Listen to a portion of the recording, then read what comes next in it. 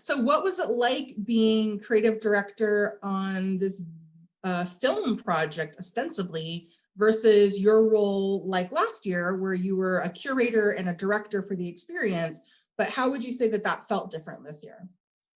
Well, of course, streaming recorded content isn't the same as a live theater experience, and so you and I talked about how can we retain anything that is there in a live theater experience that could make this have more of that opportunity for the viewer. So that led to these experiential kits, which can be picked up at Echo or assembled by the viewer on their own ahead of time, and are simple things: a candle, a piece of citrus, something to light the candle with, and I think that pretty much does it as long as you have access to fresh air. So we wanted to make it an accessible, experiential thing that connected you to the other viewers and to the people doing the work, and I think we succeeded in that.